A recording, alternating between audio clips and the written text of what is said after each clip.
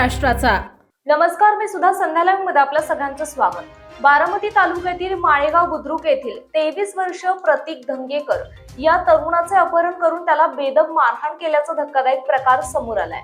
या प्रकरणी बारामती तालुका पोलीस ठाण्यात गुन्हा दाखल असून संबंधित आरोपी पिंटू धुमाळ राहणार कोराळ तालुका बारामती या पोलिसांनी अटक केली आहे। प्रतीक धंगेकर हा पुण्यात नोकरी करून कुटुंबाचा उदरनिर्वाह करतो।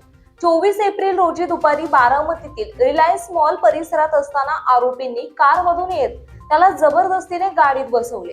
त्यानंतर आरोपी धुमाळ याच्या पत्नीला अपशब्द वापरले। या कारणावरून त्याचे दोन्ही मोबाईल काढून घेत मारहाण करण्यात आली। तांदूळवाडी रोडवरील एका हॉटेलच्या गोडाऊन जवळ नेऊन आरोपीने त्याला लाकडी दांडक्यांनी आणि लाथाबुक्क्यांनी मारहाण केली। यावेळी पिंटू धुमाळ याच्या पाया पडून माफी मागा असा दबाव टाकत व्हिडिओ शूट करण्याचाही प्रयत्न करण्यात आला। तसेच आरोपीने त्याच्या खिशातील 15,300 रुपये जबरदस्तीने काढून घेतल्याचा आरोप आहे। मारहाणी दरम्यान त्याचे घड्याळही तुटून पडले असून ते आरोपींनी उचलून घेतल्याचं फिर्यादीत नमूद आहे। गंभीर मारहाण करून आरोपींनी त्याला रस्त्यावर सोडून दिले। तसेच पोलिसात तक्रार दिल्यास जीवे मारण्याची धमकी दिली। तक्रारदाराच्या तक्रारीवरून बारामती तालुका पोलीस ठाण्यात फिर्याद दाखल आहे।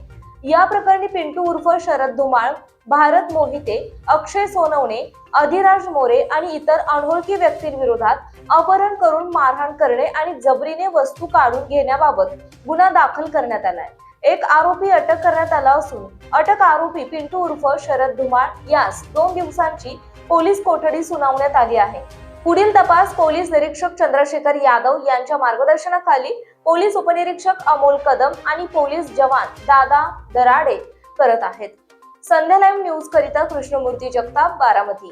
ताज्या आणि महत्त्वपूर्ण बातम्या पाहण्यासाठी आजच आमच्या संध्या लाईव्ह न्यूज चॅनलला YouTube वर सबस्क्राईब करा आणि बेल आयकॉन प्रेस करा।